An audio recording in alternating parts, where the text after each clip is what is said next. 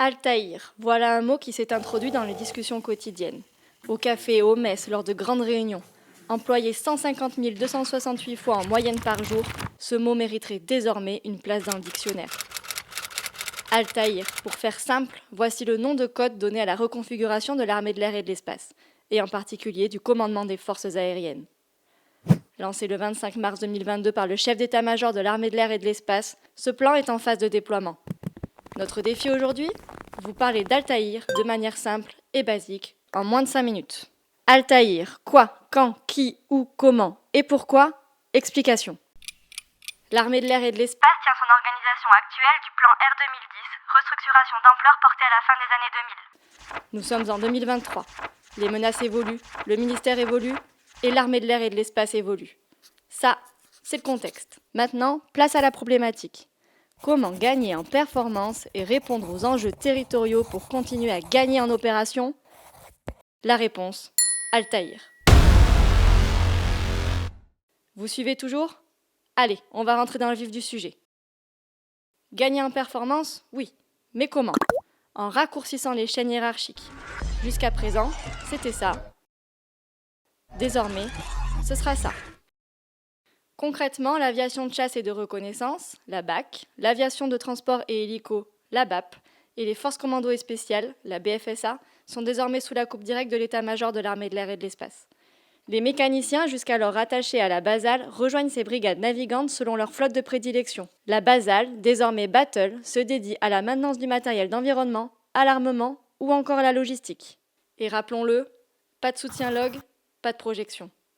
Pas de projection, pas d'opération. Et pas d'opération, pas d'opération.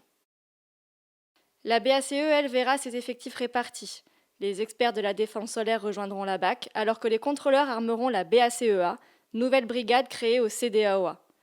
Même combat pour la BAMASIC, dont les spécialistes SIC Aéro travailleront pour cette BACEA. Les autres SICMAN et Woman animent la DSI auprès de l'état-major de l'armée de l'air et de l'espace. Transfert, disparition, réorganisation. Mais que va faire le CFA dans tout ça ? Eh bien, il va d'abord changer de nom. Le CTAE va faire son entrée dans les grands commandements de l'armée de l'air et de l'espace. C pour commandement, T pour territorial, AE pour... Enfin, vous savez. Donc le CTAE sera la clé de voûte qui permettra à l'armée de l'air et de l'espace de rester au rendez-vous des opérations. Concrètement, le CTAE restera dans les traces de son prédécesseur en étant responsable de la coordination logistique. Et surtout, il sera un appui de proximité au profit des bases aériennes, outils de combat de l'armée de l'air et de l'espace. Infrastructure, défense, sécurité, soutien commun. Plus de 19 000 personnes continueront à être soutenues par le CTAE. La dimension territoriale sera déterminante pour le fonctionnement quotidien des unités, des bases aériennes et de l'armée de l'air et de l'espace. Vous suivez toujours ? Allez, pour vous aider, voici à quoi ressemblera le CTAE.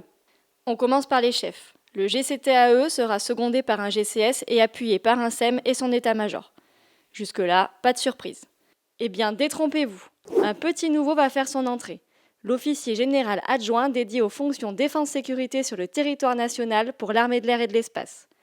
Il s'appuiera sur un état-major d'intervention et de défense-sécurité. Un véritable état-major opérationnel sera désormais sous la coupe du CTAE. Côté brigade, la Battle et la BPA seront fidèles au poste. Et le CTAE continuera d'assurer la tutelle organique des unités de la BAC, de la BAP et de la BFSA. Enfin, côté état-major, 4 sous-chefferies seront à la manœuvre. Maîtrise des activités, ressources humaines, infrastructures et finances. Cet état-major adapté permet de renforcer l'appui aux bases aériennes avec une meilleure prise en compte de leurs besoins. Donc si on dézoome, la répartition des rôles après Altaïr s'appuie sur un état-major de l'armée de l'air et de l'espace pour les décisions et orientations stratégiques, renforcer désormais des compétences relatives au MCO, au numérique et à la sécurité aérienne. Un CDAOA pour la préparation opérationnelle des unités conventionnelles et du C2 des opérations aériennes. Un CEFAS pour la préparation opérationnelle des unités stratégiques et du C2 des opérations nucléaires. Un CTAE pour l'appui territorial et le soutien transverse des brigades et des unités. Un CDE et une DRHAE, mais ça, c'est pas le sujet de cette vidéo. Voilà, vous savez tout, ou presque. Et comme disait Socrate, le secret du changement consiste à ne pas concentrer toute notre énergie pour lutter contre le passé, mais à construire l'avenir. À nous tous de jouer pour construire ensemble un CTAE robuste, agile et performant.